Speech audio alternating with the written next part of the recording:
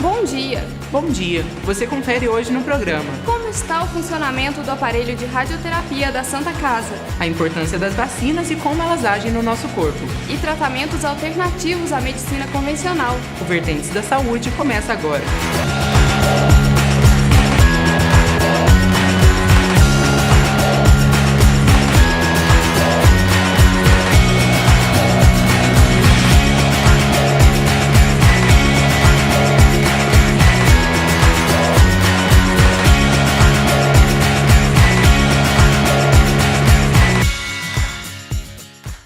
Depois de um longo processo burocrático, um aparelho de radioterapia começou a funcionar em São João del Rei. Um alívio para quem luta contra o câncer e tinha que ir a outras cidades para passar pelo tratamento. A rotina de um tratamento contra o câncer não é fácil. A Simone encarou esse desafio indo até Juiz de Fora. Ela conta que naquela época já se falava na instalação de um aparelho aqui na cidade. Dava para fazer, estava já para montar tudo, pedir doações para poder fazer a radioterapia aqui em São João. Mas para viajar, para você tentar viajar para fazer a radioterapia é difícil. Tem que pedir van, às vezes você não pede, já perdi. Uma vez eu perdi o ônibus, tem que sair correndo para você não perder o ônibus, para você poder fazer a radioterapia. Quando a gente vai e volta, é muito cansativo. Tem que pôr todo mundo na van, para todo mundo junto. Os pacientes de São João del Rei precisavam ir até outra cidade passar pelo tratamento de radioterapia. É o caso de Juiz de Fora, a 170 km, Belo Horizonte, a 190 ou até mesmo Varginha, a 200 km daqui. Mas desde o último dia 14 de maio, um aparelho começou a operar aqui na cidade. Ele está instalado na Clínica Dom Célio de Oliveira Goulart, um anexo da Santa Casa de São João del Rei. O governo do estado destinou a verba para a construção do espaço e o Ministério da Saúde para a compra do equipamento, lá em 2013. Porém, com a demora causada pela burocracia e as oscilações do dólar frente ao real, o valor destinado passou a não ser suficiente. Foi necessário realizar uma campanha junto à população para arrecadar o restante e adquirir o aparelho. A gente precisava, no dia da compra, pagar em dólar e completar cerca de R$8.000. Só que na licitação pública ela tem uma série de critérios. A gente não podia fazer isso automático ali, assinar. A gente teria risco de ser processado pelos órgãos de fiscalização do Ministério da Saúde. Então, a gente pediu autorização do Ministério para poder pagar em dólar, que a empresa exigiu, empresa americana, da Califórnia, só tem 2 no mundo, Califórnia e Reino Unido, e a gente pediu essa autorização para pagar a diferença e pagar em dólar. Levou 6 meses para autorizar. Quando chegou a autorização, o dólar que estava R$2,82 passou a R$4. Então a gente passou de R$8.000 no dia da licitação para R$1 milhão. A campanha deu certo, o aparelho foi adquirido e já está em operação. Inicialmente, a própria Santa Casa paga pelo funcionamento. Ou seja, os pacientes não pagam pelo tratamento. Mas o próximo desafio é credenciar o aparelho junto ao SUS. A gente já está num processo aí de luta por esse credenciamento.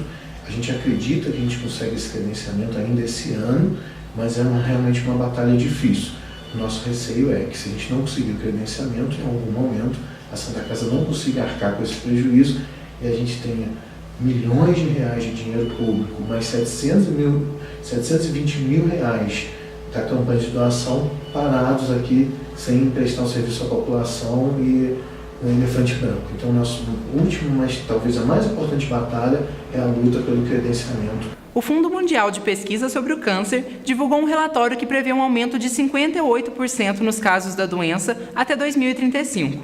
Os motivos para esse crescimento são a obesidade, vida sedentária da população e o excesso de consumo de comidas processadas. Estima-se que 12 tipos de câncer sejam causados pelos distúrbios de peso. A instituição recomenda que as pessoas mantenham um peso saudável, não comam muito fast food e pratiquem atividades físicas. Segundo uma pesquisa divulgada no Reino Unido, o contato com germes pode prevenir leucemia em crianças. Isso porque a exposição a micróbios no primeiro ano de vida ensina o sistema imunológico a lidar corretamente com algumas ameaças. A leucemia infantil afeta cerca de 300 mil crianças por ano no mundo todo, segundo a Organização Mundial da Saúde. No próximo mês acontece uma campanha que incentiva a doação voluntária de sangue, o Junho Vermelho. A repórter Clara Fernandes traz dicas para quem já doa ou quer se tornar doador. No dia 14 de junho é celebrado o Dia Mundial do Doador de Sangue e você pode se juntar a esta causa. Para doar, basta ter entre 16 e 69 anos e pesar mais de 50 quilos. Certifique-se de estar bem descansado na noite anterior à doação e faça refeições leves. Cada coleta dura cerca de 15 minutos e cada bolsa de sangue de 450 ml pode salvar até 4 vidas. O Hemominas de São João do Rei funciona de segunda a sexta-feira, das 8 da manhã às 5 da tarde. Para agendar sua doação, basta acessar o site mg.gov.br e ir na aba Agendamentos. No próximo bloco, você vai descobrir como funcionam as vacinas e que tratamentos podem ser uma alternativa à medicina convencional.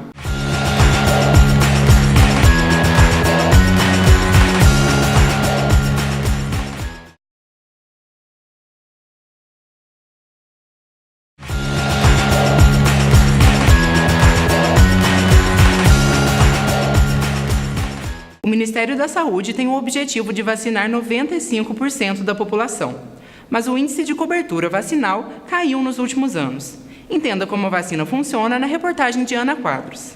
O Brasil é um dos países que mais investe em vacinação. Ainda assim, dados do Ministério da Saúde apontam uma queda na cobertura vacinal nos últimos anos. A maior delas foi na vacinação contra a poliomielite, que chegou a quase 30%. O Ministério da Saúde acredita que o fato pode estar relacionado a vários grupos anti-vacinas que começam a surgir no Brasil e no exterior. Essa história não é de hoje. A falta de informação provocou uma revolta popular em 1904.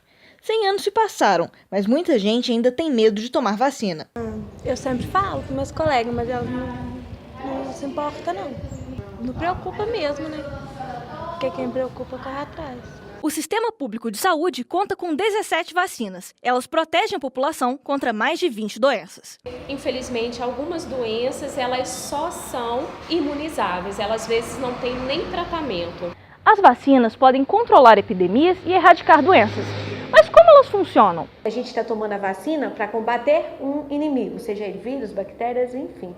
A gente combater um inimigo quando ele está acordado, armado e pronto para nos atacar é muito pior do que quando esse inimigo ele está dormindo. As vacinas são isso, sabe? É a forma inativa, a forma latente, é ele desprotegido, despreparado, onde nós vamos ser mais fortes.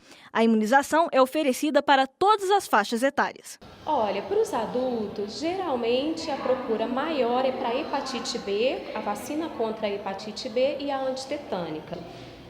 E para crianças, nos primeiros meses, aliás, de vida, é o que a gente mais recebe. Os profissionais dos postos de saúde são responsáveis por informar quais vacinas devem ser tomadas.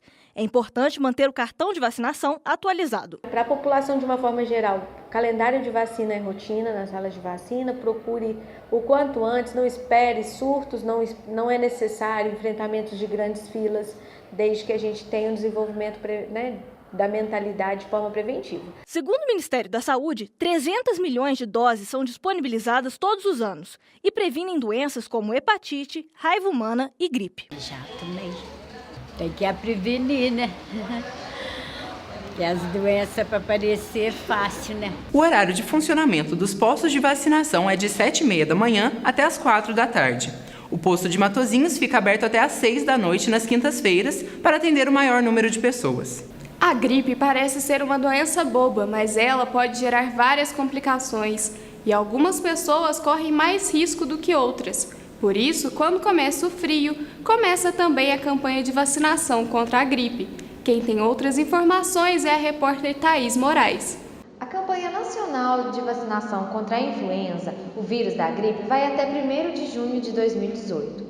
Deverão ser imunizados idosos a partir de 60 anos, crianças de 6 meses a 5 anos, gestantes, profissionais da área da saúde, profissionais do sistema prisional e pessoas com doenças crônicas. Para isso, o Ministério da Saúde distribuiu mais de 60 milhões de doses da vacina entre os estados. Vale lembrar que a vacina contra a gripe fica disponível para toda a população depois do fim da campanha. Basta procurar um posto de saúde. As vacinas não são a única forma de prevenir doenças. Práticas como a meditação, o reiki e terapias holísticas podem ajudar na cura e na prevenção de enfermidades. Algumas dessas técnicas agora estão disponíveis pelo SUS. Com a busca por uma vida mais saudável, cresceu a procura por terapias que fogem e também complementam os procedimentos médicos tradicionais.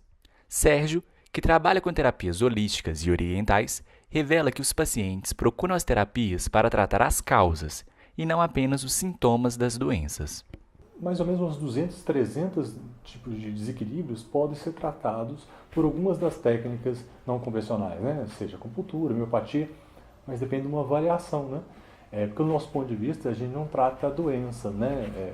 A tipologia da doença que é dada pelo médico. A gente vai entender o desequilíbrio do ponto de vista energético, mental e existencial. Apesar de algumas técnicas da medicina não convencional despertarem ceticismo, a sua eficácia no tratamento de doenças tem sido cada vez mais reconhecida. É o caso de Tereza, que recorreu às terapias não convencionais em alguns momentos. Teve um tratamento que eu fiz, que eu tive um problema de útero, e eu tratei um tempo com acupuntura até fazer a cirurgia, e deu um bom resultado. Para esse problema, eu consegui adiar a cirurgia, eu tinha que fazer uma cirurgia mesmo, como foi feito, mas eu consegui adiar 1 ano. No caso de Rick, as terapias ajudaram a superar a depressão. Então, eu acho que a maioria das pessoas, elas são movimentadas quando alguma coisa muito ruim acontece na vida delas, né? E na minha não foi diferente, não. Eu entrei em depressão, de ficar só preso dentro de casa, de não saber para quem que eu tinha que recorrer, né? E aí eu vi que tinha yoga aqui em São João del Rei. Aí eu resolvi numa aula experimental, e aí eu gostei e foi me fortalecendo a cada dia que eu estava fazendo. Em 2006, o Ministério da Saúde inseriu no SUS a Política Nacional de Práticas Integrativas e Complementares. O texto da portaria reconhece a necessidade de se conhecer, apoiar, incorporar e implementar experiências que já vinham sendo desenvolvidas na rede pública de muitos municípios e estados. Dados recentes do Ministério da Saúde apontam que em 8 anos, o número de atendimentos em terapias alternativas e complementares cresceu mais de 600%, passando de 271 mil em 2008 para mais de 2 milhões em 2016. O Vertentes da Saúde fica por aqui. A gente se encontra de novo no próximo programa. Até lá!